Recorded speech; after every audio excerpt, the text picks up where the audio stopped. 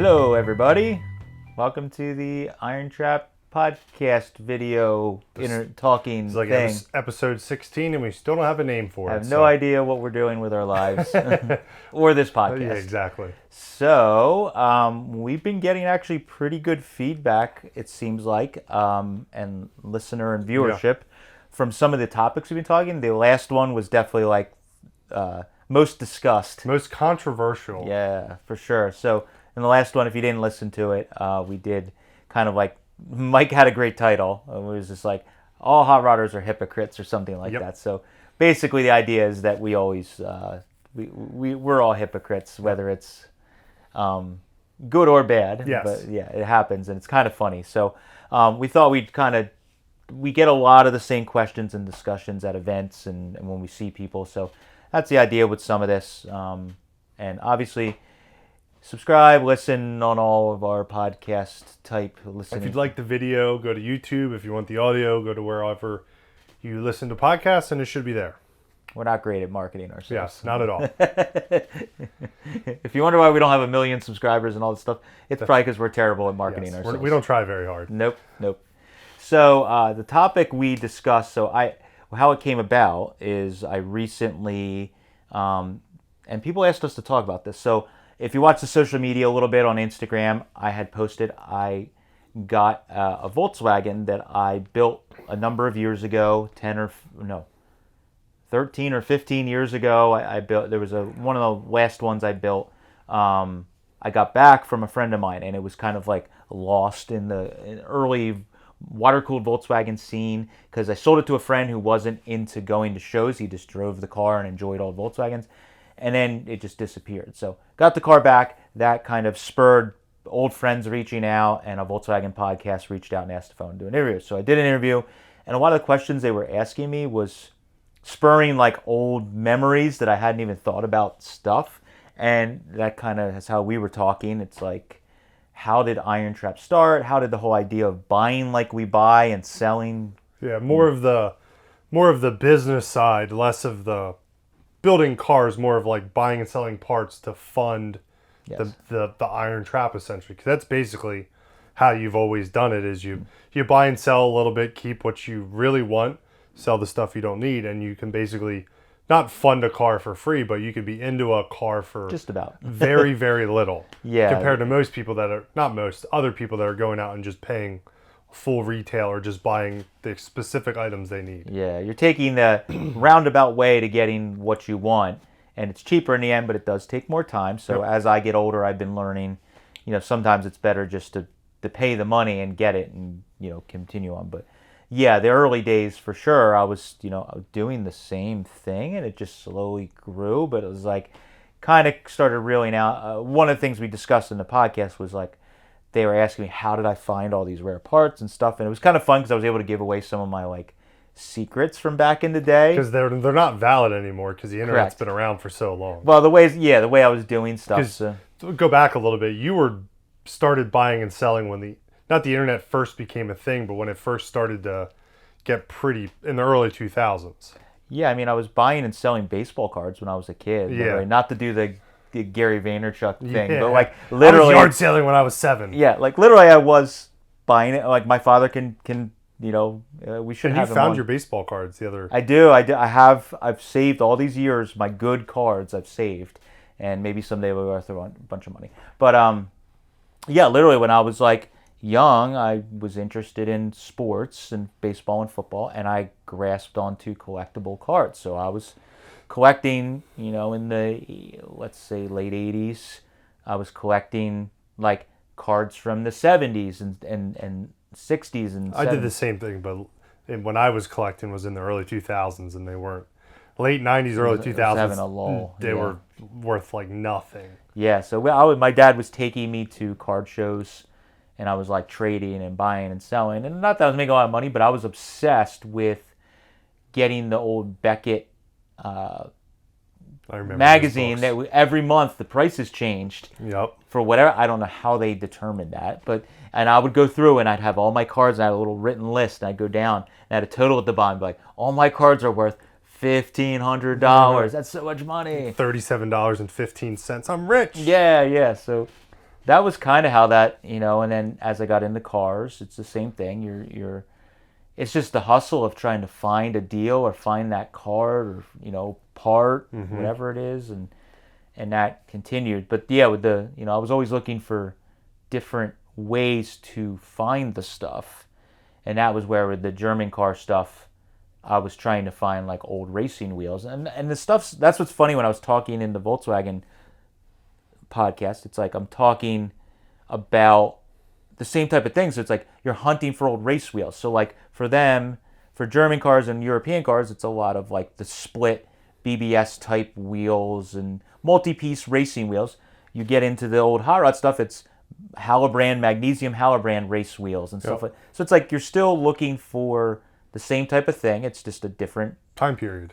Yeah. So it's like, and they're all sought after. So I started going to I was going to the old racers that had sold their race cars on classifieds and being like, hey, you got any parts left over from that car you sold 3 years ago? Well, yeah, I got the wheels or whatever. So like trying to think outside the box has always been. I mean, that's the key to business, is just outsmarting everyone else that you're in competition with. It's essentially the same thing. It's just you're on a much lower level, just spending way more time on the internet, figuring out all the secrets of, this guy sold a car 5 years ago. I had these killer wheels. He's got to have an extra set of wheels. Send him a message, and he's got 10 extra sets of lips and centers, and you buy all the junk and you make a good set of wheels that are worth a bunch of money. A ton of money. Yeah, that's what I would do. I'd put together a good set of wheels and I'd sell all the spare parts, and that would pay for everything.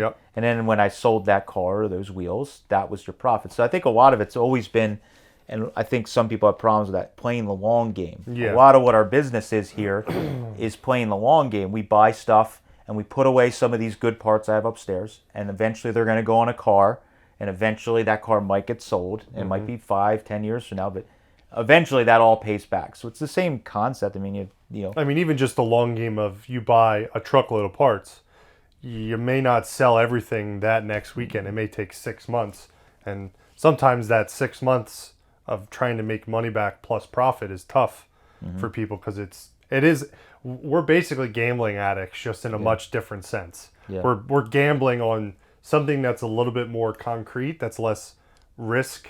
There's some risk involved, but it's more risk that we're aware of. It's not like there's less luck involved. It's not like stock market where you're doing short sales that you're trying to your stuff changes so quickly. It's like we kind of know, unless they ban gas powered cars, the stuff does go up and go down, and you hear a lot of the generation older than us guys complaining about the cars aren't as strong or the parts aren't as strong as they used to be dollar amount wise. And that's true, but it's still the same stuff. 32 to 34 Ford parts are always going to be top market, and 40 Ford parts are always going to be good. It's just a matter of how good they are. And yes, it's not, but as long as we don't ever go back to the 70s where guys were buying whole 32 Roadsters for $200, $500. People were buying whole cars for nothing. But I think that's because there wasn't the internet. The mass wasn't educated. So that's all. That's true. That's all it was, is that you were hoping to find something because the person wasn't educated how popular it was.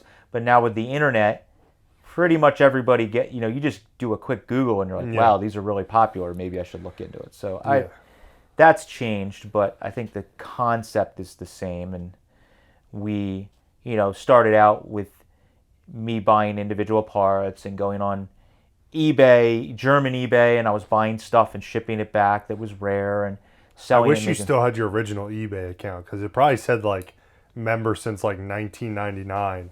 Because the one that we used, our IronTrap eBay, I think it only says 2012 on it. Oh yeah, I must have changed it. Maybe I closed it. I don't know. Yeah, that's because you've had to been an original eBay member. I was pretty early. Yeah, it was probably 99 or 2000, because I graduated. Older people watching are going to be like, man, these guys are young. So I graduated high school when I was in 2000. So I literally, right out of high school, got my first apartment and got the internet in my first apartment. There was a dial-up. It was a thing on your TV. I don't remember what it was called, but it was you had a keyboard that may or may not have been wireless, and then you hooked it into your TV, so I had a crappy little TV with a plug into it instead of my VCR. That's funny. You know, and that would dial up the internet, and you would use your computer screen was my TV, and it was super clunky, but that's how I would use eBay. And then I found like the snipers. So they had the snipers for eBay in the early days when it was the Wild West where they weren't regulating it, and you would put these snipes in, and it would bid with like milliseconds left, and you would always like. So we'll explain what that is for the people that are either too old to not understand the internet or grew up after that. Oh yeah. So you'd put a bid in for an item, and then these snipers would submit your bid with like 50 milliseconds left on the auction. So it would go in at the last absolute split second to win. And sometimes, like, I believe you could actually set the time when it would snipe the bid. Yep. And if your internet was too slow and you effed up and made it too slow, it would put the bid in after the auction ended. Well, the one I would use actually, they were like the one I found, they actually were using their own server. Oh, okay. So you would submit the bid ahead of time and schedule it. Yeah. And then, but they would use their server to submit it, so what you weren't depending on your own internet. Oh, okay. So I used one time where if you were just off on it, it would submit it, but the auction, like the lag between everything, you'd lose and you'd be like, what the heck? And then you go back, you're like, oh, I was really trying to snipe it, but that was back. None of that's allowed anymore. That's all. Yeah, eBay will like terminate your account if you try to do that kind of stuff. And that was when on eBay people would sit there like it was an actual auction and they would bid. I think it was back then. There was no like buy it now or best offer. It was auction only. Yeah, and I think you had to literally submit your bid, watch it go in, submit your bid, and watch it go in. And this app, so we were cheating. And, well, I mean, it was back then. Everyone was doing it, so it's just what you had to do. But I started out by doing, getting stuff from Europe and going on German eBay, which I had to kind of half teach myself German, at least to read a little bit of German. And you had to type in ebay.de. Yep. Because they were, now all of it's all the same, I believe, right? I think there is still different eBays, but they kind of like if you ship internationally, it'll pull from eBay US on the German one. But like, I think they still have a separate like ebay.de, and that'll be people that only are selling regionally. But so I used to do that, and then I started figuring out started making friends in Germany, and then like now you have a place to ship all your stuff, and they're giving you heads up, and then you start buying and and I just slowly realized that like if I bought in bulk, it was. When was your first trip to Europe to buy in bulk? Were you buying in bulk in the US before you went to Europe? Yeah, because I was going around. And in bulk, we're going to use nothing like we do nowadays. No. But I was finding old air-cooled guys. I would go to swap meets, and just like you do today, and I talk about a lot in videos, like you need to talk to people and be friendly. So I would go to swap meets, and it was the same couple older air-cooled guys that had been doing it forever and had stashes of stuff, or had an old Volkswagen repair shop, and they had been open for a million years. And you would talk to them and get to know them, and then the guy would say, "Oh yeah," he would bring his the rare air-cooled parts to the swap meet because the water-cooled stuff wasn't worth anything. And then I'd start asking, "Oh yeah, I got a bunch of that back at the shop, but I don't bring it because I didn't think guys wanted it." And then you would go there, and then I would show up with my car and fill the trunk, with parts or whatever. And there was I met a guy through a website. His name's Eric. We're still keeping contact, but he introduced me. Actually, I think I went to look at a car. He introduced me to I think he was Slovenian, or maybe he was German. That was a guy in Philly, that was in North Philly, and he had an old repair shop, and my friend introduced me to him. He had been in business for he basically came over from, I think, Germany in the 70s. And opened his own shop. And he bought out some dealerships, and he actually had an indoor Volkswagen junkyard in these warehouses around, right attached to his repair shop. And he was just buying cheap Volkswagens anywhere in the city he could find them, or Jersey, and he would put them indoors. And I never saw it because there was a fire, a repair shop that was attached to his buildings. Guy had a fire, he was working on a gas tank, and it burned his whole indoor junkyard down. Crazy. And I unfortunately met him after that because the cars that my friend Eric was telling me about that helped him was and he told me about it was insane.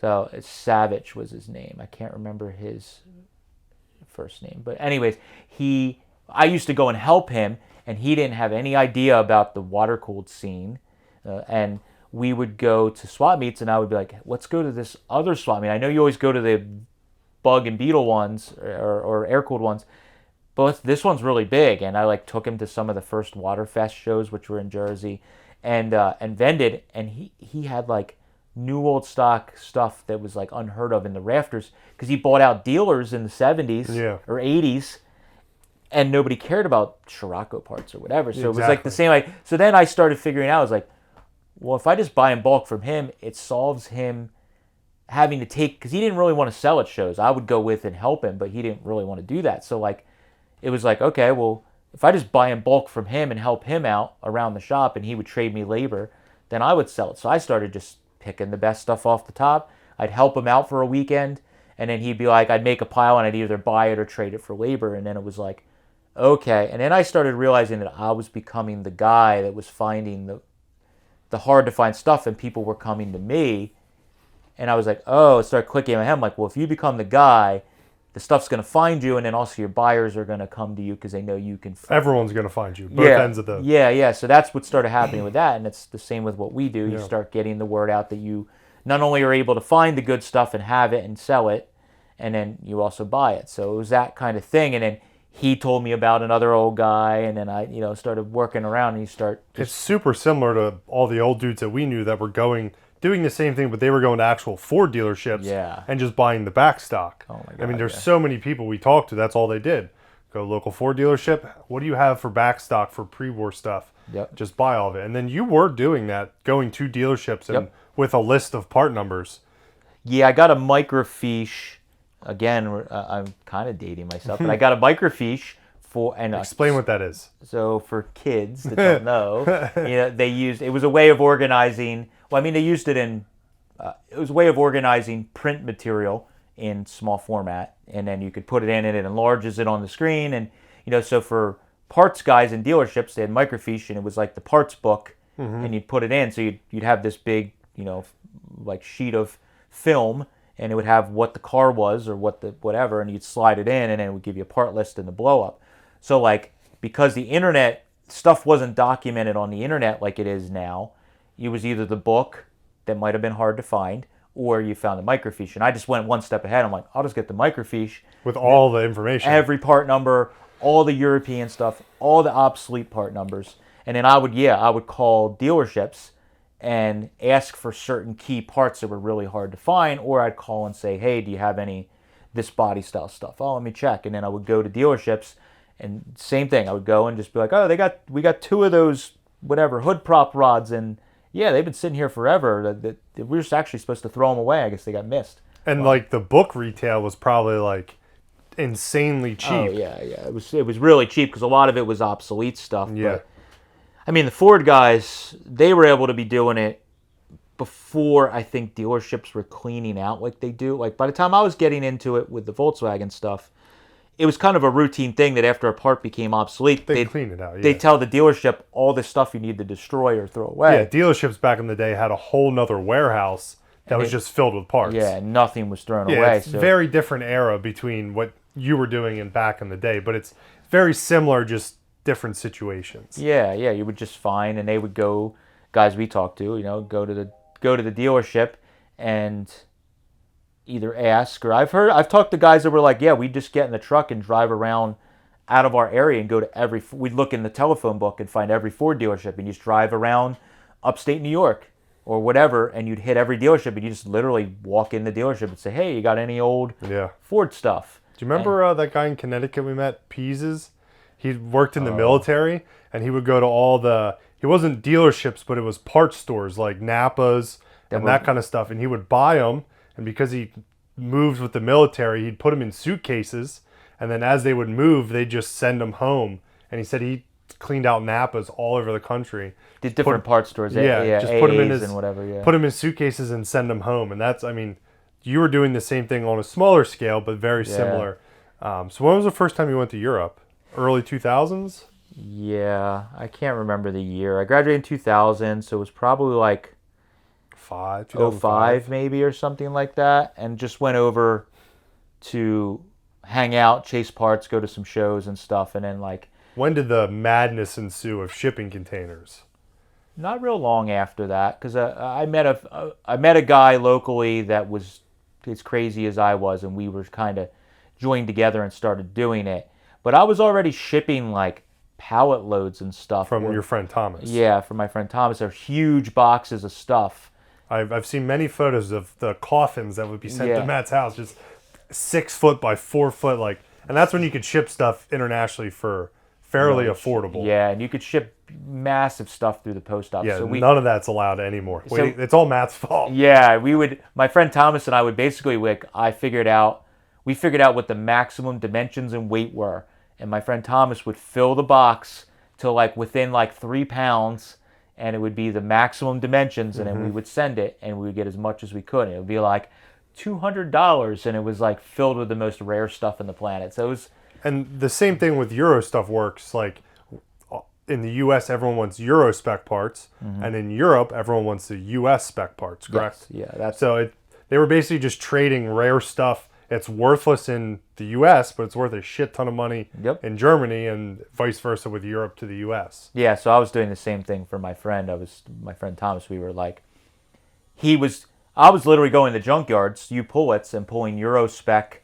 American spec center consoles and bumpers, shipping them to him, and he was selling for big bucks, and then he would just go to junkyards or local guys he knew and buy all the Euro stuff and send it to me, and we would, it was kind of funny how that worked. American car stuff, unfortunately, you don't have that, but you still have the same idea where you go to a Chevy collector, and buy Ford parts that are going to be cheaper, or a swap meet or whatever. Same thing, this was country specs between larger car manufacturers. Yeah, but I started going to Europe pretty regularly. I used to go to a swap meet with Thomas every year, there for 3 or 5 years.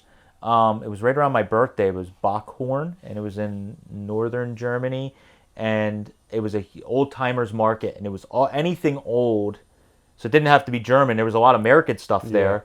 And it was a huge swap meet, one of the biggest in Germany. I know there's maybe another one that's bigger, but and it was a car show, so it was really cool. My friend Thomas has a friend that's really into American Mopars, so we would ride in American cars to the show, and it's like an AAC event, but one step further. Nothing older than, I can't remember anymore. But trailers too. Yeah, I bought a 50s DKW motorcycle, which is a German company. One of the companies became Audi, and I wanted to buy an old 40s or 50s motorcycle, German, and I bought it. My friend Thomas tried to drive his vintage car with a slightly not as old trailer on, and they hassled him.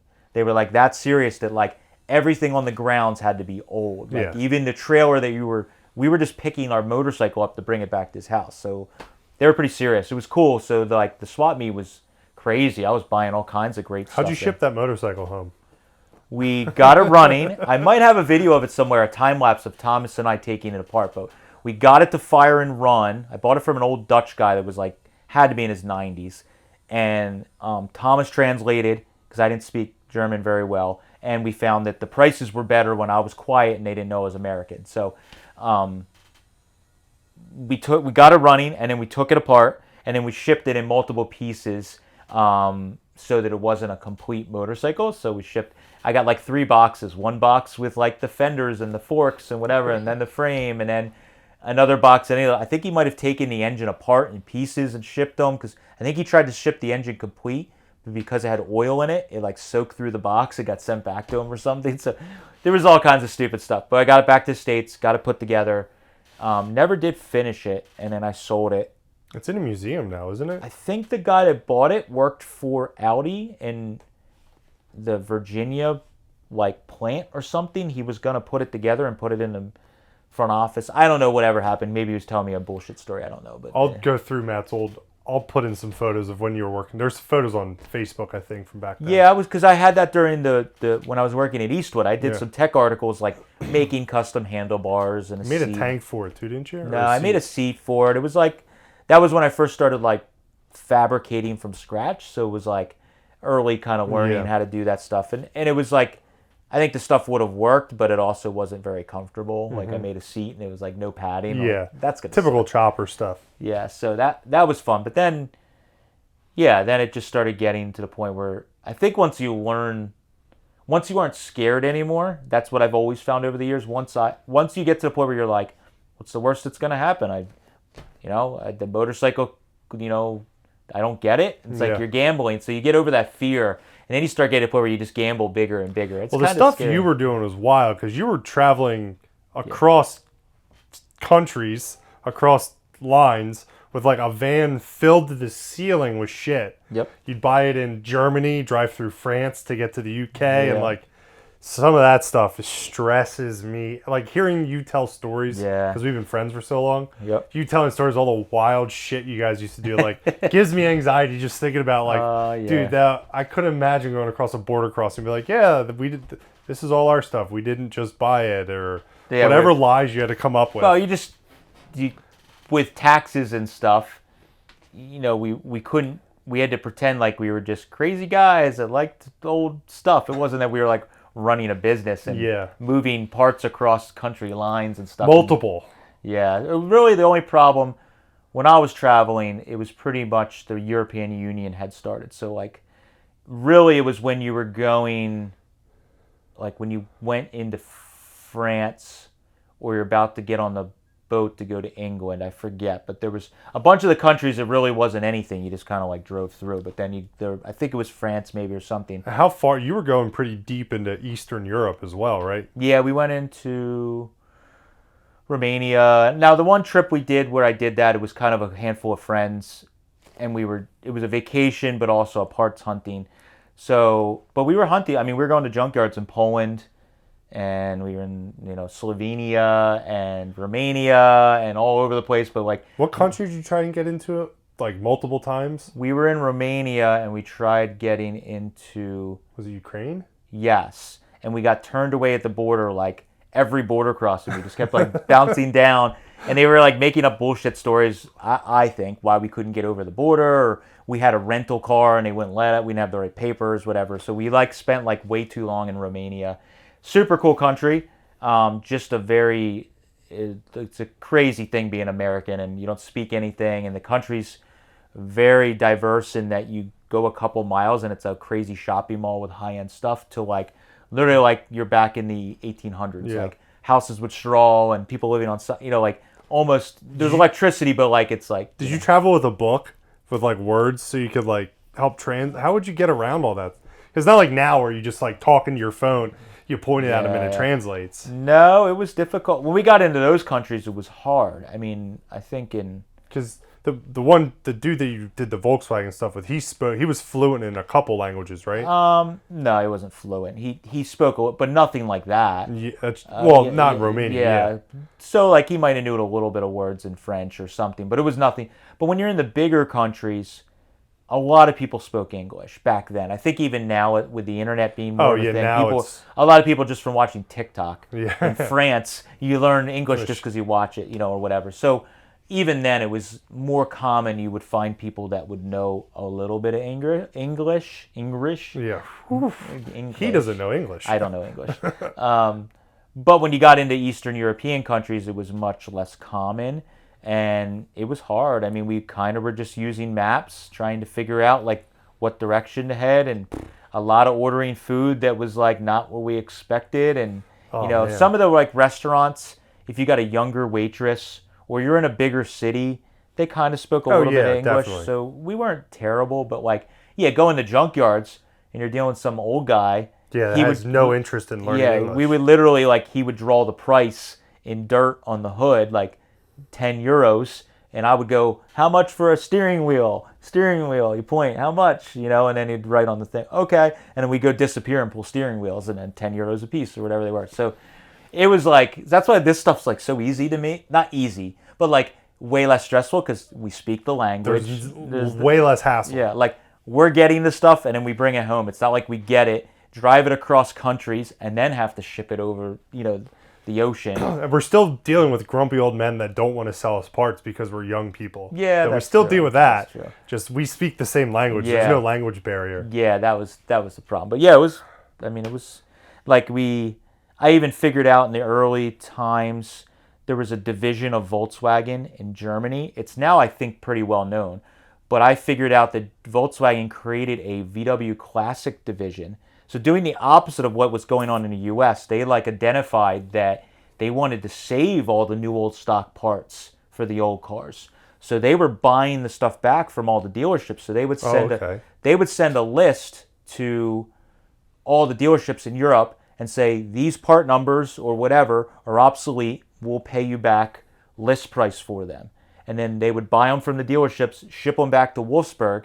And I got in contact through email with a guy that worked there and became friendly enough through messages. I bought some stuff from him. And I found out from him that they were just trying to create a website. They had a warehouse full of NOS stuff that wasn't even listed. And they were just starting the process. So they had bins and bins of parts that would come from a dealership. And then it was 2 guys in a warehouse trying to answer emails, ship stuff, and then put stuff away. So I figured that out, and it was oh my God, this is the holy grail. These guys have it all in one spot, and it's in Wolfsburg. It's literally at the plant. It was just you drove across the city. So we actually went there and visited the guy, and it was Were you able to buy anything? Yeah, I bought shit. Yeah, and I had stuff already set aside, and we went in. I don't remember the guy's name, but we went in, met him, shook his hand, whatever, and he spoke English, and he took us in, and it was just racks and shelves, and there was bins, and we're just digging through stuff, and oh, here's a box with an NOS headlight in the box. You're holy crap. So I kind of started figuring out, so I started sending him part numbers off the microfiche of this is the stuff I'm looking for, and he go, oh, let me look, and then a week or two later, but I found 3 of them we got from northern Germany from a dealership. You're all right, I'll take them, put them aside. So I started doing a lot of that, and then I think now they created yeah. But you saw that in Germany, a lot of the dealerships. I don't know why in America it never became a thing. Porsche was doing it. I think Porsche does it in the States because they're connected to Germany so much. But it was the Heritage line or whatever they would call these different things where you could get original parts for a classic car. Like Mercedes, you can do that. So Volkswagen was starting to do that in Europe, but it never really took off here. So in US, I'm going to dealerships we throw all that in the trash. Yeah. And then you go to Germany, you're oh, we're buying it back from the dealers and putting it together and inventorying it and whatever. And it's just so different with how they were treated. So they were acknowledging how important the old cars were and the parts, and they were trying to save them. So that was one of those secret things. I didn't even talk about that in the podcast. So many secrets. It's hard to remember all of them. Well, I was just always hunting for different ways. So now, and now it's the same thing. You're chasing a lead or meet a guy that might know a guy, or just trying to think of that. Oh, a guy that used to build race chassis on the dirt track in your town, and he's 89 and he doesn't do anything anymore. You knock on the door. Hey, you still got any stuff? You go in the rafters.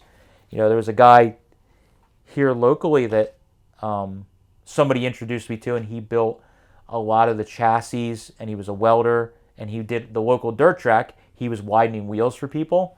Somebody introduced me to him and went there, and our friend Pete and some other guys had been there in the 80s, and they had picked the place clean. Yeah. Well, their expectations of what they were looking for, or what they were looking for, was different than me coming back 30, 40 years later. It was way different. And I'm finding all these race parts and stuff that they left behind. And, the guy, nobody had gone to visit him because everybody thought that the stuff was... Oh, yeah. Pete and Bob were there. They picked it clean. There's nothing left. Yeah, it was Pete and somebody else. I can't remember, but they went and they had bought a lot of stuff. But then when I started digging, there was stuff that they left behind that probably, back then wasn't as good. Or easier to find. Yeah, and they picked the cream off the top. They took the quick changes that weren't cracked. Yeah. And I was buying the ones that were cracked because they were still usable if you repaired them and whatever. And I got a K.R. Wilson flathead cast iron engine stand out of the guy's attic that he had turned into a fixture to torch cut wheels. When he was widening them, he would spin it with a torch attached. And I'm holy crap, I want that stand. He's oh yeah, it's just an old engine stand. So that's the things, you're just thinking outside the box to get those little places. Now with the bigger stuff, it's a lot different. It's a multiple phone calls. Yeah. So what was probably your biggest, we'll say, bulk buy? Do you remember, was there a place where you bought like an insane amount of stuff in Europe? Because you were shipping back like not 53-foot sea containers, the smaller like 20-foot ones, right? Nah, we were doing 40s. 40s, I did. okay. My friend that I started the business with, I did 1 or 2 containers with him. I was doing trips quite often to buy and ship stuff back on the plane or pallets, but I did 1 or 2 containers. Matt's been putting parts in his underwear and suitcases for years. If you watch the early videos of this channel, Kate and I went to Florida, and I bought a bunch of parts from some guys in Florida, and we put them in my luggage, and I literally wrapped like a tube axle in my dirty underwear. Yeah, hand carried a Wyand. Was it a Wyand high rise or? I think it was a Wyand high. I can't remember. It was one of the high rises. And he just carried it in like it was his child onto the plane. And it was kind of funny. So if you watch some of our earlier videos, I've been doing this stuff, and that was literally like an extension of what I've been doing for many years before that. So same shit, different toilet. Yeah. So probably one of the best, and I talked about it on the podcast, was I found a guy selling some stuff on eBay or somewhere in Germany, and started talking to him through messages, and realized that he had a lot of stuff. And then my friend Thomas lived, let's say, an hour away. I don't remember. He went to visit the guy, and he was like, holy shit, this guy has a ton of stuff. And he apparently had, like, his father ran an illegal junkyard, because they're really, really picky with, like, the environment and having junkyards. So even back way before us being really stringent with a junkyard, they were. So he was running like a unregulated junkyard. He got busted, and I think his father went to jail for it. And the son was selling stuff quietly. He was running a repair shop, but he was selling stuff on eBay and different places. And we found out, and he had like all these aftermarket aluminum wheels. You said it was like just a giant pile, right? It was just piles. They were stacked nicely, but it was like this little like corridor, and it was just like wheels stacked and stacked. And then he had like buildings full with pallet racking, and it was like 40 foot, maybe not 40, 20 foot high. That's still pretty high for pallet racking. Yeah, and it was like, I remember climbing up the pallet racking and pulling bumpers off the top and stuff. And it was like, it was totally untouched, because his father got busted. They weren't open for business, but there was still all the stuff there. So he let us in, and then my friend Thomas kind of like translated with the guy, and we bought in bulk. So it's like we do nowadays. I went there, and I just started making piles, just like we do. You went in the building, pulled a bunch of stuff out, set it out here, went to the other building, went to this, field with pallet racking and pulled stuff. And then at the end, we made a deal. And you filled like an entire Sprinter van, right? Oh, yeah, easily. Yeah, with just like wheels and bumpers and just like an incredible amount of stuff. And that was just like one guy. And we only took I never went back. I took a percentage. He had like a mountain of interior that they were just throwing seats and interior when they would part a car out. And I think that's how I first found the guy. He was trying to sell the mound of interior that was in this like building, and for one price. And I'm like, this is wild. Like something goes off in your head and we do it nowadays, where you're like, that's not normal. Anyone that did that is somebody there's way more going on. Yeah, this is just the tip of the iceberg. Yes. So I hit the guy up, and that's when this all came about. And like, I think I have a photo somewhere of me climbing on that pile of interior, digging through it, trying to like pull parts out, because it was just like all the craziness. Yeah, it was just anything and everything. And he wanted you to buy a whole pile, and I'm like, well, I want this center console, or I want the seat out of it. But it was like, if I could have gone there a bunch more times, there was probably so much stuff. Oh, It was insane. And like, that was just one time, Yeah. So like, it's like some of these estates we go to that are more local. Every time you go back, it's just, you move one thing and you're like, holy shit, look at all of this stuff we didn't even notice. You just move one thing and it's like buried treasure underneath. Yep. So that place, I can only imagine. Yeah, I'm sure there was a lot that we missed. Oh, 100%. That we just pulled off the top. So it was like, it was just crazy. I mean, that was probably one of my first experiences that was overwhelming, like what we do now, where you go in a place and there's so many buildings and stuff that you're just like overwhelmed. You don't even know. You're manic. You're like, where do I start? Yeah. I don't want to miss anything, every corner. And like, Now we've kind of got a system down, but it's Yeah. still overwhelming. Every time you go in a new place, you're just like, where, what? Yeah, Oh my it God. always starts out manic, and then you kind of control yourself to get. So that was kind of that was near the peak of your Volkswagen buying and selling days, and then it kind of from there, right around there, it started to taper off when you were trying to get into the American cars, right? Yeah, I mean, it got to a point where it peaked and I had all the cool stuff I wanted. And I was, Yeah. I had some pretty good stuff. And yeah, it's just like, I don't want to say it like, it's not that I like peaked like I was the best guy ever building stuff. Your interest of it Yes, peaked, and then you were yes. starting to taper off again. I had done a lot of the stuff or built a lot of the cars I wanted to Mm-hmm. build or whatever. And then, like anything, it's like I've always liked new challenges. So I had always admired these cars and wanted to have them, but I thought they were too expensive. Well, now I had great German car stuff, and I'm like, well, I could turn all this into one Model A. Awesome, But like, it was that challenge to go in and be the new guy at the swap meets and not and you basically sold. everything. You Yeah. basically went cold turkey on Volkswagen and sold everything in a pretty short Yeah. span of time. Yeah, I just kind of like sold it all because I wanted, but I had already had American cars at that point, so Yeah. it was like I realized that I couldn't juggle all of that in one shot, so I kind of like sold all that stuff. Wanted to get a place with a cool shop, and that's how this all kind of came about. But it was like I literally started over again with like no parts, and I found my first set of aftermarket flathead heads at a farm auction. There was a set of Wyand cheater heads. Mm-hmm. I remember they were on a big wagon that they were just doing choice, where they'd pick a thing up and hold it up, and not choice, but they'd pick it up and say this item. Stood there like all day to buy a set of Wyand cheater heads, and I think I paid like $200 for them or something. Everybody was like, "Why would you pay that much for those heads?" So nobody Knew. Yeah, nobody knew. So it was like, and then I had them on the shelf, and I was like, my prized possession, a set of Wyand cheater heads. In those days, you were manic with auctions. Like he would be like, I'm leaving work a little bit early to go to an auction, and then there's another auction on Saturday. Don't let anybody from Eastwood don't listen to this. You don't work there anyway. It's been years, so it doesn't matter. I used to ditch out of work all the time to go to auctions. I don't care. You guys. Yeah, but it'd be like I'd help him because I work night shift, so sometimes he'd be like, "What are you doing tomorrow?" I get done my weekly shift. He'd be like, "You want to help me go pick up all this random shit I bought at an auction a couple hours away?" So I go and help, and just be like, "Dude, you get to his house, and there was his old place. There was just like stuff everywhere because you were running an antiques business too for a little bit, buying." I'm glad that I caught myself, because with buying and selling, you can get out of control. Especially at farm auctions, because some stuff just goes for like so cheap. $1. The couch that's in the back of the shop or the back of the upstairs, a quarter, 75 cents. I think it might have been. I think it was 75 cents. I bought it at actually the same farm auction where those Wyand heads came from. Oh, really? I was waiting for the heads to come up, and they started selling house furniture, and I was standing there, and I'm like, they couldn't get like a 75-cent bid, and I was like, I'll buy this mid-century modern couch and put it in my back of my truck with like cylinder heads and parts, and it was just, I'm sure wheels.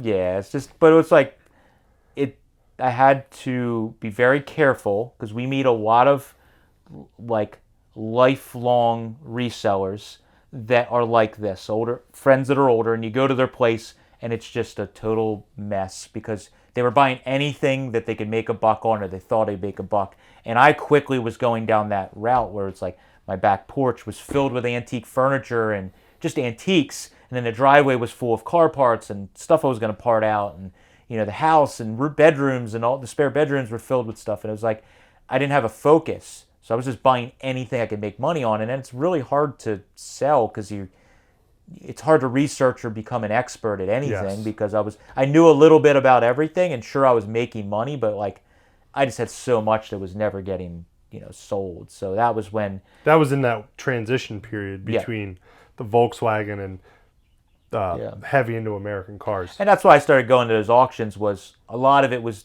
I just like vintage stuff, but the American car thing, I started realizing, well, most older people in this part of the country, at least, they don't really sell stuff or get rid of things. So a lot of them have old car parts, old cars, a car sitting out back, and I would go to these farm auctions, and they would be advertising maybe the tractors and some other stuff, and then if you looked in the fine print, there's like an old car that was sitting next to the tractor, and I would go and try and buy it. So I figured out that like you start going to these farm auctions or state auctions they weren't even advertising car stuff, but you would show up and then there was a 32 Ford hood because in 1962 he had a 32 Ford and that was the extra hood and he never got rid of it. So it's like, and then but while you're standing there all day, okay, I'll buy a couch, I'll buy a. You're here, you might as well buy something. You can't go home. You don't win the hood, so now you're going home with absolutely nothing. So you end up with randomness. But that's when I started figuring out too, like buying in bulk, even at auctions. Some of these auctioneers would get tired at the end of the day, and it still happens. They just don't want to deal with it. And it'd be like, what about the upstairs of the house? It's filled with clothes and stuff. And they'd be like, you want that? And I'm like, well, I'm interested in a few things. You got to buy everything. All right, one bid for the whole second floor of the house. And the best part about that is it deters almost everyone because they're like, well, what the fuck am I going to do with the whole upstairs contents of a house? It's the same concept. I was always willing to put the work in. And there was a lot of resellers that were standing next to me and were competing. They didn't want to put the work in. They didn't want to go upstairs and it was hot and dig around to find the stuff. And I wanted to take the gamble, and I knew that there was a bunch of stuff. So I'd go in and clean all the closets out of the vintage clothes and the, whatever, and then bring it home and, and doing all that. But it was like, I got so much randomness that it was just like stuff was getting wrecked because you were like, you couldn't really care for it how it was supposed to be. And that's how a lot of the older resellers that we know, stuff gets ruined because it's like, I bought this truckload, but I still haven't sold the last 10 truckloads I bought, so there's nowhere to put it. We're in that. Yeah, we get to that point sometimes. We are definitely in that. Yeah. So that's why you've seen us. That's why we've been doing, like we did the auction. It was like we got overwhelmed. We're like, GM sheet metal is not our thing, and we're gonna spend the rest of our lives selling every body panel. So we like just offed it, even though we didn't make a ton of money off the stuff. We had already made our profit. We were happy. Let some other reseller that specializes. There's people still reselling it. I saw it at Carlisle this year. Mike said he started seeing his handwriting on NOS body panels that were from our auction. Yeah, like I wrote on stuff with paint marker what it was, and I was like, that looks like my hand. I think we own that at some point. Which is totally cool with us. Like a lot of resellers are so competitive that it's just like they can't even fathom another person getting a deal on something. Where I'm like we sell stuff sometimes for like below retail. Wholesale.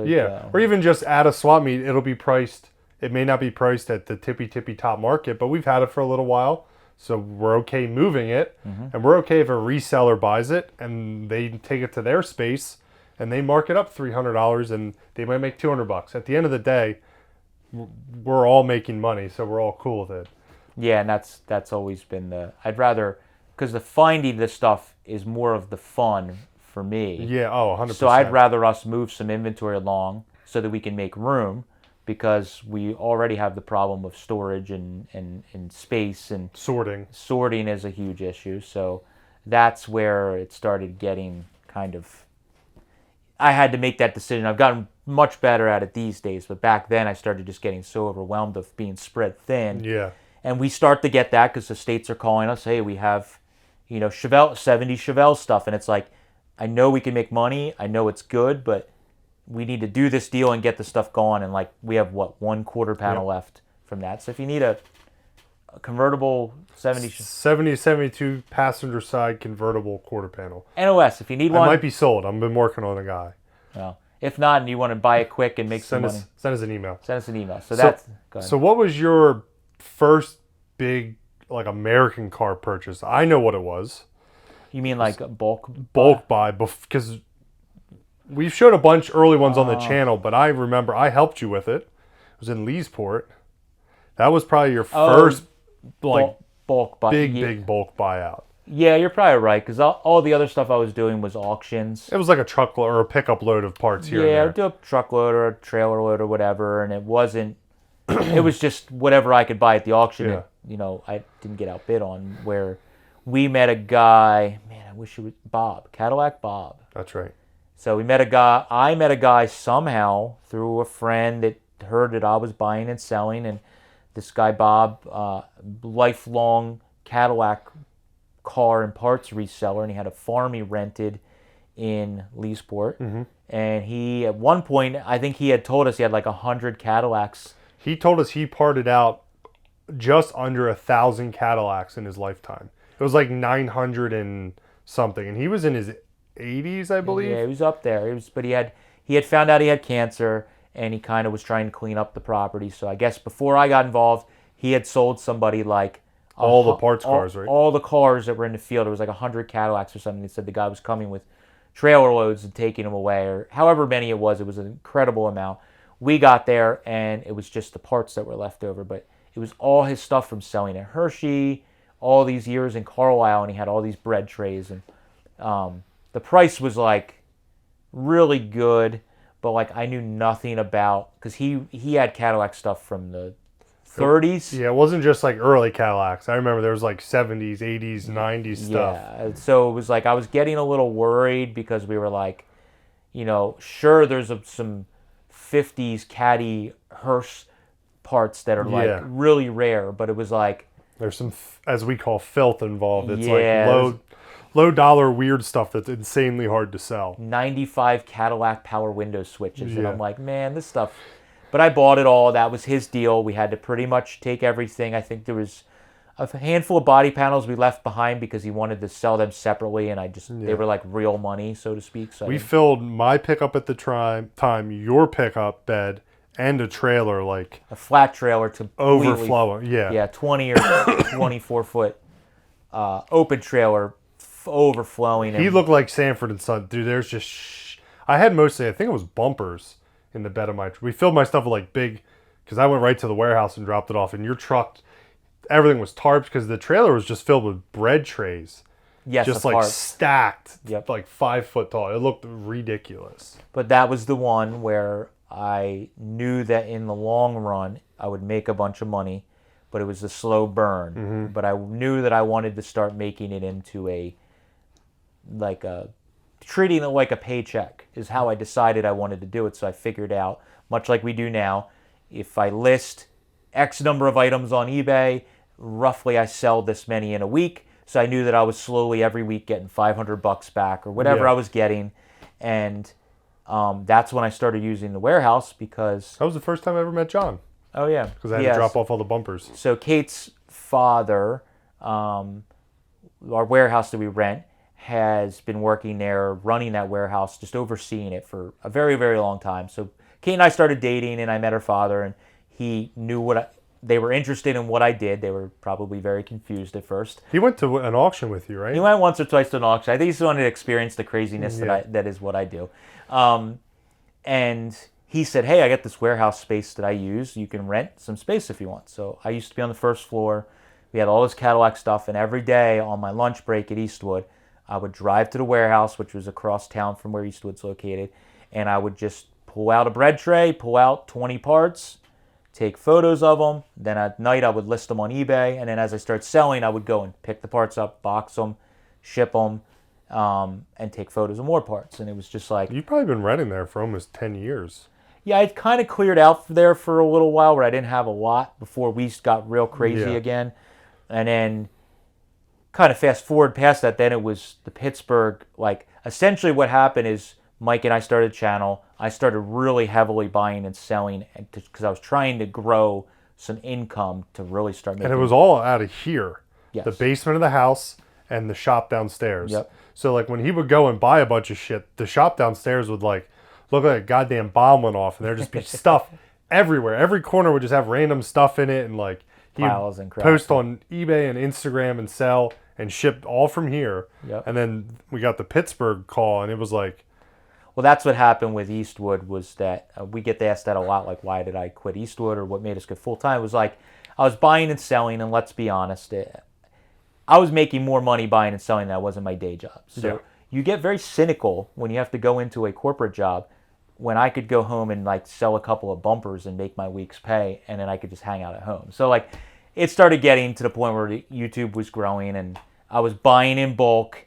And I have a postcard somewhere that says, when it's like an old time 20s postcard that's over there. It says like when work gets in the way of play, you get rid of work, or something like that. And that's essentially like what played in my head. So we got this offer through Pete / Bruce Larson, actually. Yeah.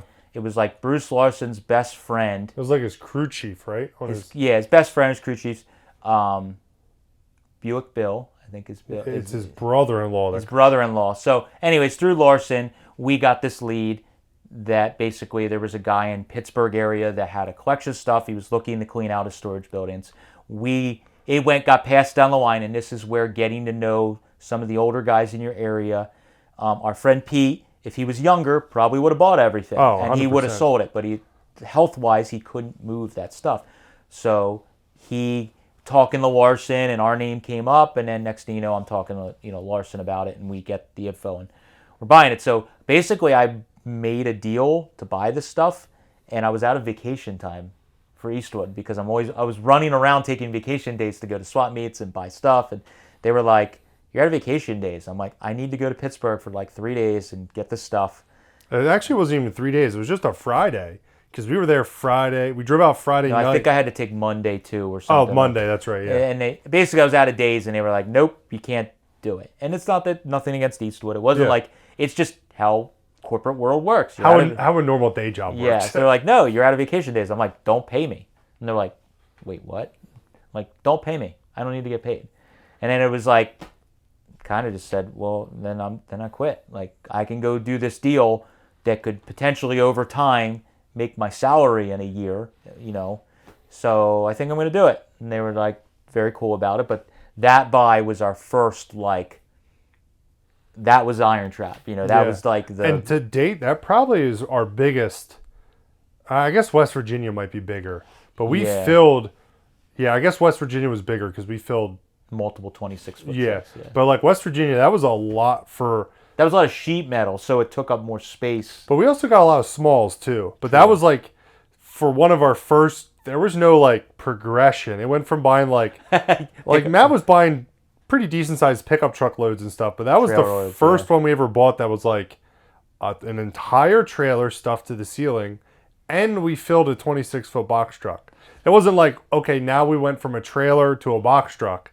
We went from trailer load to trailer load and box truck. Yeah, it was pretty wild. But that was where I knew taking that jump. I've been doing it so long in that kind of small to medium scale that I was like, well, every time I just take this little jump, you get more stuff, you do better profit wise, and you get more cool stuff for yourself. So the Pittsburgh one was super relevant because it wasn't like Cadillac parts. It was actually stuff I was interested in. So it's like, when I was in that estate looking around trying to make the deal, I'm like... And that deal did take a really long time. It took like nearly a year. I think it took a year to make it all happen. And like a lot of those crazy ones, it was changing up to the minute of us being there, what we were getting and all that stuff. But like that one was exciting because I knew it was all stuff that I was into. It was like 32 Ford parts, 35-6 stuff was mainly what was there, and there was 40 Ford stuff. So it was like everything there was cool, versus when you go by we went in West Virginia, it was GM. A little Model A. There was some stuff that we were interested in, but like it just felt like work. I was like, man, this is so ungrateful. But I'm like, man, this is work. This sucks. Don't worry, Pittsburgh felt like work. That was a lot. It did, but I was exciting because we were finding like amazing stuff. The Duval windshield on the Sweetheart Roadster came from that estate, and our friend George found it. Didn't know it existed. He found it in a corner and brought it out, and I was like, holy shit, I've been looking for one of these. Like, this is exactly what, insane. So, like, the whole trip for that windshield frame for me was, like, worth it. But, the Pittsburgh one kind of, like, that just blew it out of control, and then we started getting more calls. And that's what led to me, basically, after pretty much, 4 months after the Pittsburgh, Matt got the ability to buy all the 34 stuff in Michigan. And right after that happened, that was July. It was right around July 4th when you went out. I just had a kid. Like, my daughter was born a month before that. Matt went and bought all that 34 stuff. I was like, hey, how do you feel about quitting your job and working for me full time doing the parts business? Because I can't do it myself. So that was a great conversation to have with your wife that's 2 months post giving birth. So, but that was basically. Hear me out. I got this great idea. Yeah. I know we got this. I'm going to quit my job. I got this newborn here, and we have another kid. I'm going to quit my job. Matt says it's totally going to be fine. I swear, it'll be How awesome. much do you trust Matt? Yeah. I trust him really well. How much do you trust Matt? I think Matt's kind of crazy. Yeah. I don't know about that. I've seen him go through all of his phases. He's a crazy individual. But yeah, they so that's basically the start of the parts business, and it's just been full tilt from yeah, Pittsburgh, basically. Now we've grown. I went through a period of time from Pittsburgh on where it was just like I was almost greedy, where it was like any phone call we got that was a deal or was interesting, we would just run off and go buy stuff. And there was times when we went and bought stuff, and yeah, we made money, but the time we the time we went and got the stuff, the time we invested was probably not worth it. You know, we could have stayed. Better spent. Yeah, we could have stayed home and just sold what we got instead of getting more. And that's where we've run into where we're trying to get smarter about what we're buying as far as quality, or it has to be enough stuff. Like, it's back to that thing where you get so obsessed with missing a deal that you're like, you can't tell a person no. Like, now I'm getting better where somebody will send us a list and you go, you know, it's great stuff, but it's probably not, we can't justify the time involved and, you know, whatever. So even if it's a good deal, we're like, if it's not worth it, you know, 4-door Model A parts, you know, we don't sell them very well. And there's probably another person who deals in Model A stuff that would do better, you know, or whatever. So trying to get better at that. I think also now it's become, if it's interesting, like for me, has to scratch the itch. No, like like now it's become, if somebody sends us photos and it's like a crazy place, that's kind of like the Port Royal estate. We helped out with an estate that was, they were having an auction, and we get this sometimes where they'll contact us and they're more asking us for advice, and maybe we can buy a handful of stuff ahead of the auction, but we can't buy... And help advertise. Yeah, and help advertise, but we can't buy everything, or maybe we can't buy the cars because they're already a contract with auctioneer, but then they say, oh, well, there's a few buildings that haven't been discovered. If you guys want to dig around and buy some stuff in exchange, great, you know, and that's, we love that. But like that one, we got some good stuff for ourselves. I was definitely psyched. I got some neat pieces for me to keep, but the situation in which some of the cars, there was that Chevy, which is 40. Oh, was it 40? Oh, okay. 40. Surprisingly, at Carlisle for sale. If you watch the Carlisle video, I put a little blurb of it that someone bought it and they were trying to resell it. Yeah, but like there was this 40 Chevy that was in this building that the roof was collapsing and the car was like stuffed in a corner, and we're like, I'm not even buying the car. I just want the adventure of pulling it out and documenting it. And that's what some of our buying now has become, where like if somebody contacts me and it looks like it's a really neat building, or the way that the stuff's sitting is just crazy. I mean, our second biggest video is the Packard video. Oh yeah. And we didn't buy anything. It's just... We didn't even do anything, actually. We just stood there and filmed. We didn't. Yeah, that was. We didn't sweet. drag the car out. We didn't have to buy the car. We just documented it. We just shot some artsy. Yeah, but shots. that's also part of it. Like, it's the crazy. It's good for YouTube to see all this crazy stuff of what's still out there, how it's kept. Yep. You know, the craziness that we get into may not be super great for our parts business, but for YouTube, it's fantastic because it looks and for me, crazy, and we get to experience the literal craziness. I'm not gonna pretend like I'm not selfish. It's for me. 100%. The adventure part of it, the Indiana Jones thing of, you know, doing this crazy stuff, that's what excites me now. It's like, yes, we're gonna make cobwebs out of the way because no one's been in there for 50 plus years. That's what my itch is. If I get to scratch that, so anytime we get to go in a building or a place that's untouched, or somebody sent you photos and it's like, you know, oh, this car hasn't been moved in a million years, and hey, it's a pain in the butt, and that's why like the DeLorean Roadster, as we call it, the 32 Roadster from Detroit, I paid good money for that. You know, people thought I was crazy what I bought that car for, and it ended up being a good deal. But like for me, what really made me want that freaking car was the first advertised photo of it was that car on this lift or under an old lift, and you could tell the building was like falling down and the stuff was junky. And then I saw more photos and you could see that the building was just like totally dilapidated. I'm like, this is the ultimate adventure, like pulling a 32 Roadster. I don't even care. So like I joke, we pay a lot of money to have to be able to do that sometimes, and it's really fun. So now, but it's a way better story of like, oh, I found a 32 Roadster just in a garage, and we like backed the trailer and pulled it up in. It's like the struggle to get the thing makes it more fun. It adds value to it because it's like I had to work really hard. I didn't have to work hard for the money to buy the car. I had to work hard to physically extract it from the building. Like the Skelly car. Yes. Fought us the entire way out of the garage, down the hill, onto the trailer. Yep. And it was worth it because of that car.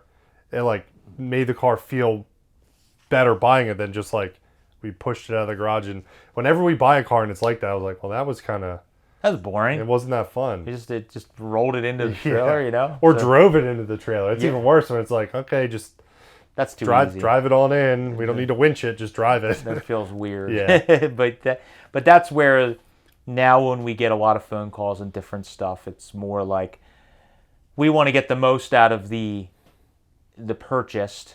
Purchase is also the experience and it looks cool and whatever. So that's the ones that like we'll switch gears and drop everything to go on an adventure. I mean, the stuff we bought in Minnesota, all the speed equipment, it was like, it wasn't necessarily that it looked like it was a crazy place. It was just crazy. It was just the amount of stuff he had amassed and the quality of the stuff. I was like, okay, even though I broke our rule and I was a hypocrite and we traveled in the winter. It wasn't cold there though.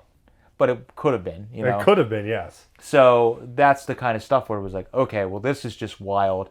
And some of the photos I saw, and then it made for it. When you walked in the basement and there's the intake stacked like cordwood, you're like, okay, this was all worth it. 100%. Those little things burned in my brain of those moments of these different things. You know, the 34s going there and you open the barn doors and the cars are just like all... Well, it lined up with 34. Yeah, and stacked and, you know, all that stuff. So, like, that stuff, to me, is the stuff that makes it all worth it. I mean, the money of selling the parts helps us pay the bills. Like, if I didn't have to, I always say that, if I didn't have to pay the bills and we were just independently wealthy, I wouldn't sell anything. I'd just go chasing old stuff and drag it out. And the amount of 32 grills Matt has bought over the years would be... the whole walls, there wouldn't be anything on the walls but 32 grills just stacked. Because you've probably bought... I don't know. We've sold... contrary to popular belief, I do sell them. Yeah, sold them. Before I started, you sold a bunch of them. A bunch of them, yeah. Over the years. But you're getting a little bit more... The nicer ones you hang on to. Yeah, that's part of it. As you get older, I think you learn quality, you know, and that's a huge thing I'm preaching these days with this stuff is that I don't want to own 17 of something. I just want to keep the best one or the better one, and you know, or the best 5. Yeah, I don't. Well, okay, grills are different. I'm about to say I can see 5 right from where I'm sitting. Grills are that way. 6. Yes, I'm 8. You know, there's 2 or 3 that are sitting on the ground. I know. There's one. Oh, there's one there. Oh, I missed that. Yeah. There's the closest one to me, and I missed it. So, but like some of the stuff, it's like, you know, you have to learn to upgrade because the stuff, it doesn't, you just will just become the same thing that we're dealing with where it's like, you know, and I get rid of stuff. If somebody comes to me and they really need it or it's a friend that needs something, I'll sell. Yeah. As long as it's not something that's like obscure that I really can't get rid of. But it's like the only one you've ever held. Yeah, but if it's like, if I got, you know, I will sell a Stromberg if a friend comes and needs a Stromberg. But like the trying to upgrade the stuff is the important thing. So now it's gotten more fun where it's like we find it and you're like, okay, cool, we found it, great. Now let's pass it on, and we're getting to see customers that are like, hey, remember last year you bought that intake? I bought that intake at Carlisle, and then they're like, show us the car, and it's on the car and it's running and driving. Like, and we have a couple customers that we've been dealing with over the years that literally only buy parts from us because they want to say everything, this entire car, every part, everything was sourced through IronTrap because it's like a back burner project. So they'll send us a list. I'll find all the parts for them, and then they'll come and pick up a truckload here and there. But the entire car, they bought the car from us, all the parts from us, everything was sourced entirely from us. And they really enjoy it, and we love seeing that when stuff that we find and get back out into the world ends up on a car and is being used is way better than it just sitting at our warehouse on a shelf.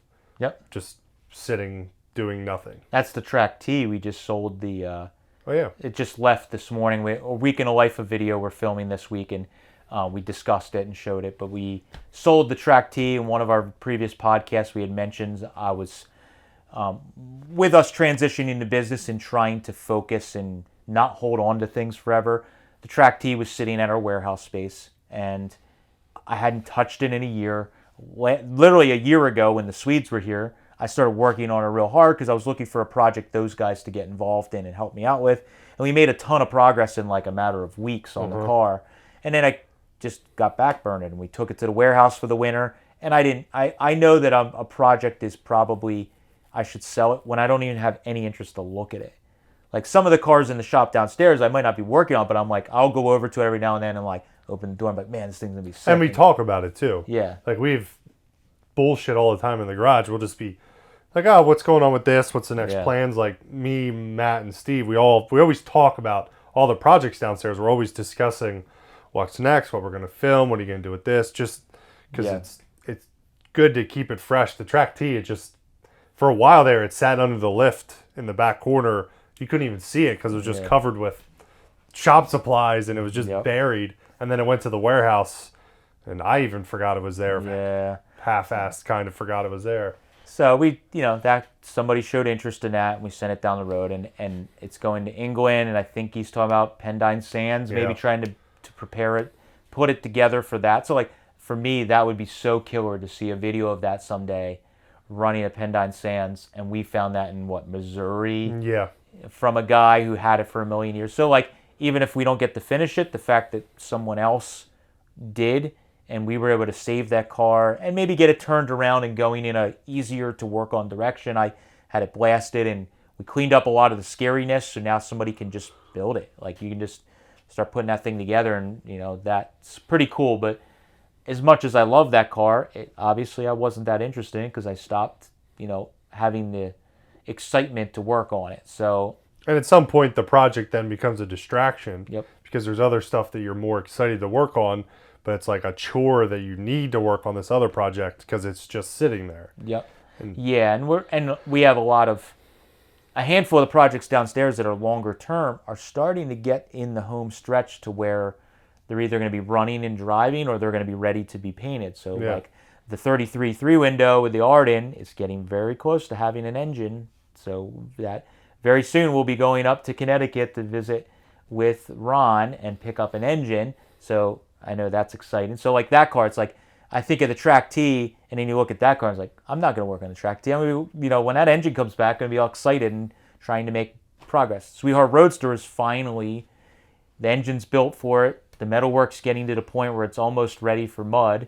And it's like, okay, now that one I'm probably going to focus on, once we get moving on that. And even after those two cars, you have the 32 3-window on the lift. Oh, yeah. If you had to pick between the Track T and that 32 3-window, it's like, and then there's the 32 3-window in pieces up here. Like there's multiple things that excite you like 10 times the amount as that Track T, where it's like, I'm definitely not going to work on that thing. So. It was killer. It's just, definitely. I just don't think I would have. So as we're trying to get better, and some of the cars, as we evolve, even with the cars, some of the cars, and we even tell families when we buy them sometimes, it's like, we want the fun of pulling the car out. I want to get it running and driving and roadworthy and literally reliable. And then kind of the fun's over for some of these cars for me. So like, we bought the 39 Coupe and the Lincoln, and we literally told the family, like when we were buying it, it wasn't like I was like, I'm keeping this car for the rest of my life. My kids it's like, we want to get it. We want to get it on the road. I want to enjoy it for a little while, but I'm not pretending like I'm going to keep that car forever. And we've had, as soon as we got that car, we got a ton of emails and calls and interest in buying that car immediately. We could have flipped it probably the next day and made money on it. But like, I told everybody no, and I just said, watch the channel, and when I'm ready, I'll start talking about it in a podcast, or we'll say in a week in the life of video, you know what, we're thinking about letting this go if you're interested, and we'll start teasing it out there. And then if it doesn't sell easily, then we'll take it to Hershey, put it out there, put a price on it. We'll actually try to sell it. Try and sell it. But like, I don't really want to sell the stuff, but if you find the right guy, for me, it's finding the right person to own the car. So like when we sold Beautiful, a gentleman from Germany bought it, and he had watched it from the day we pulled it out of the building, every step of the way, and it was like that car struck him, and he wanted that car. So like, we still text back and forth, and he just sends me photos of like him at an event with Beautiful, and it's like that's the guy that should own that car. Like that car's his. He's more of a caretaker than an owner. Yes, where I was like an owner, I got it on the road, I enjoyed it, but like I had other stuff. So that's where I'm trying not to be selfish and keep everything. And then some of these cars in the shop. Well, you can't keep anything else because we're literally at max capacity. There's currently 9 cars upstairs. Yeah, probably my dad's cars might be one of the ones that I need to figure out something to do. My dad, as much as he said he wanted to drive it, him getting in and out of old cars, he drove in the 39 with me yesterday. He had a tough time getting in and out of that thing. Just like trying to like get his body in and wiggle in and whatever. It's like I don't know if my dad's gonna really drive it much. So that's one that we've been talking about. It's like it has sentimental value a little bit because I bought it for my friend Carl and whatever, but like I'm not excited about it. I drive it in the like fall and the winter time when like, or if it's crappy outside, I'll drive it, but like it's not really worth a lot of money. What do you do with it? So I've toyed with the idea, like, do we just hold on to it for a little while and give it to my nephew or a young person that might have interest in it? But then space is a problem. It's like you can't store it for. Yeah, as much as I'd love to do that, I can't wait for Nate to turn 16. It's gonna be a little while. It's gonna be in my driveway. Yeah, you got 11 more years to store it, buddy. Oof, 10 more years. He turns 6 soon. We'll probably sell it. Yeah, that. definitely. We'll just build him something else. Yeah, that's fine. But I'm going to veto that as his dad. Dang it. Let me talk to him. But yeah, so that's like the thing is some of these cars we got to, as the time comes, instead of just letting them sit stagnant. The Red 34, I drove that thing all the time. I love that car, but, I couldn't hold on to it forever. And we made space for other cool cars. So and you start driving them less and less. You start getting other cars and you're like, well, driven that a bunch. Let's drive this new car that I'm excited about and drive all the time. And every summer, last summer go to City Coupes like that. Yeah, I don't drive that car hardly at all. It needs some upgrades, but like that's one I won't sell just because it's sentimental and I don't have a reason to. But like this summer, the spring, the DeLorean car and that 39 Coupe, I'm just driving the two of them every day, like just bouncing each day between the two of them, and they're exciting because they're new ones that just got on the road, so to speak, and we're working out bugs in them. So it's I feel like I need to drive them to tune the carburetor better or do whatever. So I think with the parts business, that's the transition. We have too much quantity, and we got to do the same thing with the parts business of figuring out. We can't save every flathead in existence, and we have so many flatheads in the warehouse. Contrary to popular belief, we scrap probably. And we don't buy that many. Like, we try not to buy flatheads a lot. Yeah. Last year, I think we scrapped 5 to 7 of them, and we did not buy that many last year. Yeah. So we have a bunch in the warehouse that are engines that maybe we tore into, and they look like they might be okay, but you're not going to just get them running. We have one that I think line bore. Yeah, that one Steve tore one apart that looked like a great engine, but it looks like they might have used mismatched bearing caps, and after one, I think we fired it one time and it didn't sound good, and we opened it up and you could see the one bearing after like very short time of running was like bronze. Yeah, and a plastic gauged it and it was like not good. The Merc engine's there. Yeah, we got the Merc engine, which was super stuck and cylinders were rusty from water leaking down. It's like maybe it's a good engine, but it might not. So we're gonna have to soon just start like scrapping some stuff and making way for better stuff, because as much as I want to save it, we can't have a warehouse full of flatheads. It's, as impressive as that would be, I hate moving them. Yeah, so we're going to start transitioning, and we've been saying no a lot to estates that are contacts. They're like, we have 17 flatheads, and we're like, well, what are they like? And they're like, well, they might run, or and they're all stuck and they're sitting in an overhang. Let somebody else, like take them and move them. We have 2, 3, 4 flatheads sitting in the shop here upstairs that are literally like run on the run stand, dressed, ready to go. We can put them in a car and just tune the carbs. So like we don't need to keep that many. We're trying to probably, I think after we get through these engines, sell less engines, like running engines, because we were discussing it yesterday. The time we put into getting an engine to run is sometimes not worth it. You get so far deep into it that you don't want to give up. And then I start to sit back and think of like, well, I paid Steve for 2 weeks of labor. Well, like the stuff where we bought that 40 two-door sedan in Virginia, we bought four flatheads. One of them's the only good one ended up in my car because I bought a shit engine, which is a moot point. But was it the other three or was there four? I think there was three. And they were they're all in the warehouse in a million pieces because they were all shit. And Steve spent like 4 months scattered, not like 4 months solid, but like 4 months over time. Day here, day there. He'd work on it, and then it gets to a point and be like, we need a bunch of shit for it. Okay, take it back to the warehouse. Mike, bring another one. And then I load it in the truck. He spends a couple weeks, day here, day there. Same thing, take it back to the warehouse. Bring him the third one. So it's like we spend a lot of time. Unless the engine turns over by hand, it's not worth.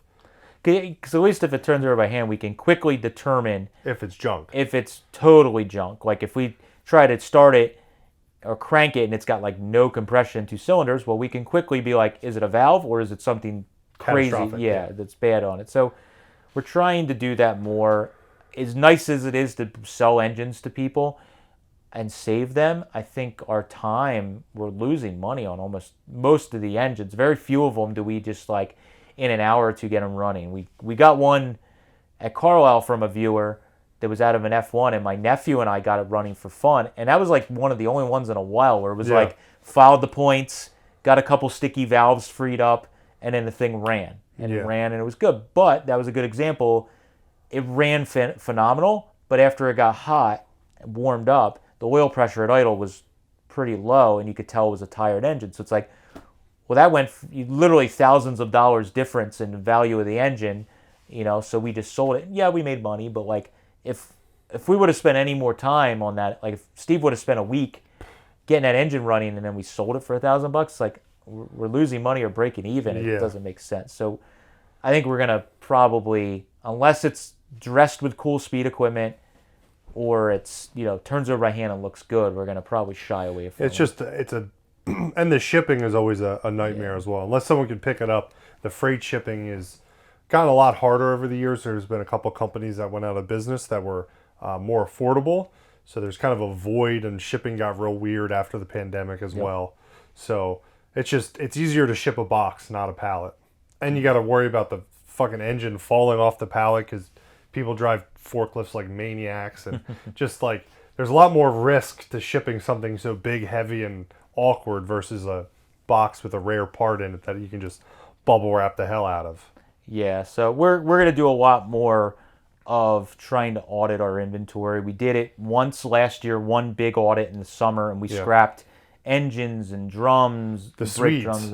The Swedes were here, man. We were hauling, I think we scrapped like 10 rears. Yeah, it was a bunch of blocks. Like just with buying in bulk, you end up with just stuff, and after years of acquiring stuff, it becomes a lot of stuff. Yeah, because there's a lot of estates where you're kind of also doing a service for them cleaning up. Yeah. And they kind of like, we'd really like if you took all these rears here, not just the 2 that you want. So we'll take them begrudgingly, and then I think we might sell them, and then after 3 years, we don't even look at them. Yeah, we have to get better at just taking the rears and then just immediately scrapping them, disposing of them. Yeah, so we did that with the F1 rear we just got. It's not really worth anything. The gear ratio was terrible. We stole the brakes and parts that were good off of it. It's in the scrap trailer. If we can't even get $20 for the rear. Even if we can get $20, it's the time to move it. To get, just time to get that $20. It may take you 3 months to sell that goddamn rear for $20. Yep. I'd rather take it to the scrapyard and get 50 cents for it, and we're done. We never have to look at it again, and we're just break up with it. Yeah, so we're going to be doing a lot of that. We're trying to figure out a good way that we can maybe, because I hate scrapping or just junking stuff that might be good. So we're trying to figure out a way maybe in the future as we get more organized of doing maybe an annual yard sale or discount or something where we just put a whole bunch of stuff in an area, and maybe around Carlisle or Hershey or something, the weekend in between, we do an open house and you fill a box for $25, and there's going to be parts that are worth more than that in there. But like, at least we see the stuff go. But we got to audit our stuff. If we got 50 steering boxes and a bunch of them look like they were under the ocean. Yeah. It's like, and they're only worth $150 in good shape, and then we need to probably just scrap them. So, which we're going to continue to get better at that as we get help for me in the warehouse. We get another permanent person to work with me. Being able to make those decisions will be easier because we'll have more time to look at things closer instead of just marking it, putting it on the shelf. We can look at it and be like, I think this is going to be a problem.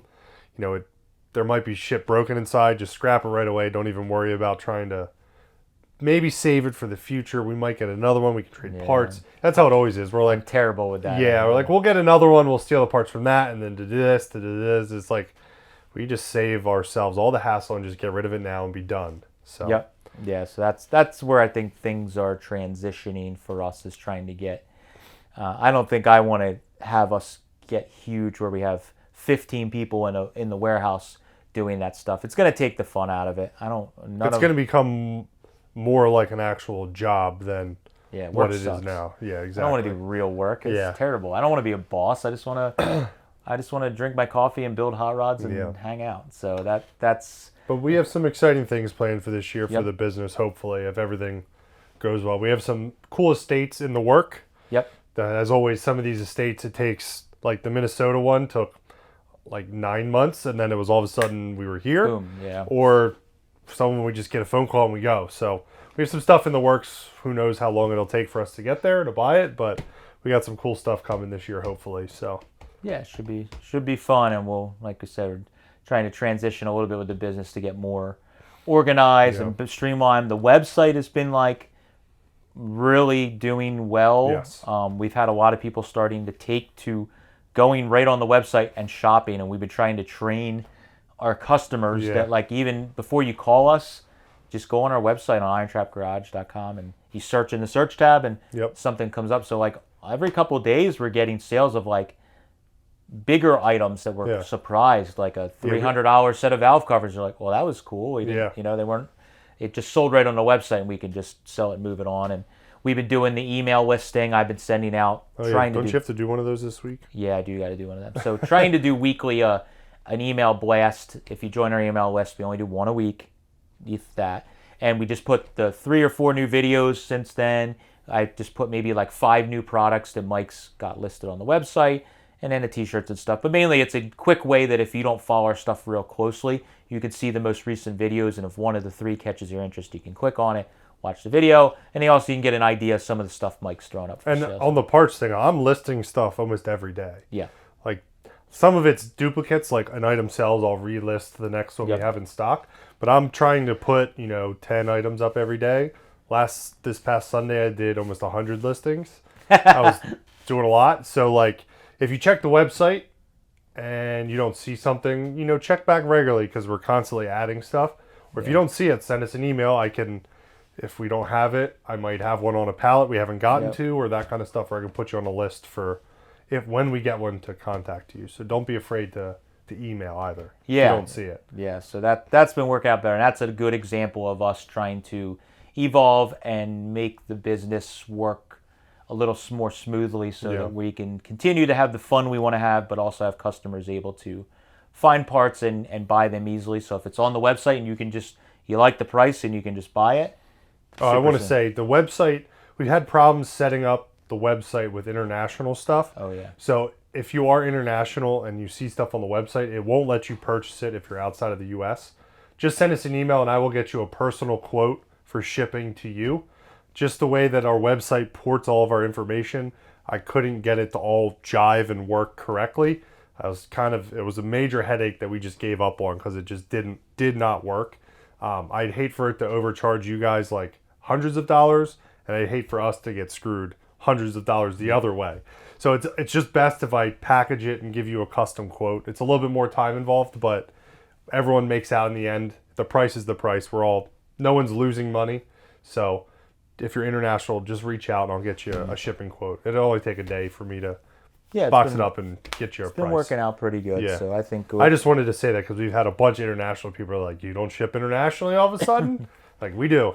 I have to do it for you. We're not Amazon. We don't have it figured out quite as good as them, but we... Maybe one day we'll get the website working to that, but I have not been able to get it to work. But it's been working very smoothly for just general normal purchases. Yes. We've had a lot of people that. And I've also streamlined the back end for our shipping service. Everything goes to one website now. We now solely use UPS, and all that has seemed to work. The transition was a bit of a headache, but we've got everything streamlined and working smoother. I'm shipping much quicker, same day or next day for the most part. So trying to get all the parts out to you guys as fast as humanly possible.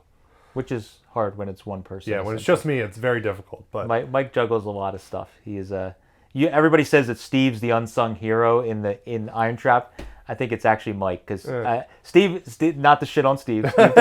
Steve does a great job, but Steve has a pretty cushy deal where he just works on whatever we tell him and he hangs out. And Mike is definitely the one that's as much responsibility as I have. Mike's doing the same. Matt and I trade off the same amount of hats between everything. So. Yes, so it's hopefully crazy. In the future we'll have maybe 1 or 2 more employees to help make everything a little bit easier to get more parts sold. Yeah, that's the goal, is to make it a little more smooth, but still keep the fun environment that we have going. So that's why we haven't been rushing, and you don't see a LinkedIn job request for IronTrap on there. We're hoping to find the right person that they just, like Steve, organically just fall into place. Wander in the door and won't go away, and then we have to hire them. He did look homeless. He does kind of look homeless now. So he looks quite homeless now. he looked less homeless then. So he does look like he just wandered in and hasn't left.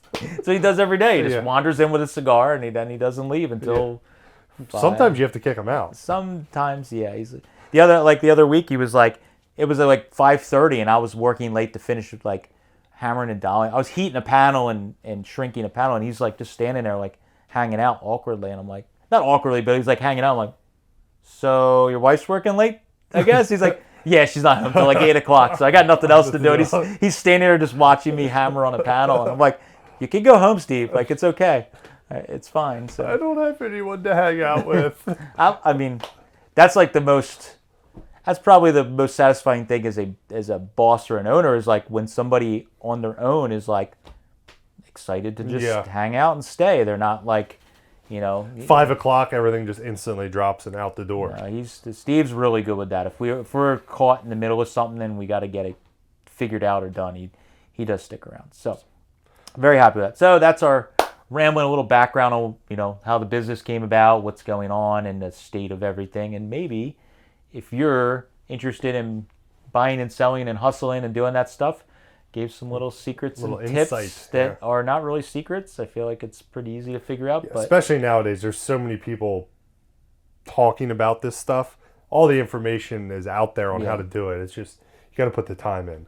Yeah, so that's it. Time and the work, and sometimes money helps too. Money helps a little bit, but you create the money by putting in the work, and that's my lesson for this podcast. So school is adjourned. Thank you guys for listening, watching. Again, if you're listening to this, make sure you check out the video. We always drop some interesting photos. I'm going to try and find some photos of my old days of grabbing parts and stuff that we can put in the video portion of this. So if you could check it on video as well after you listen to it, there's always some interesting photos and stuff that goes with it. Yeah. So thank you guys a lot for listening and watching, and we'll catch you next time. Thanks. See you later. See you guys.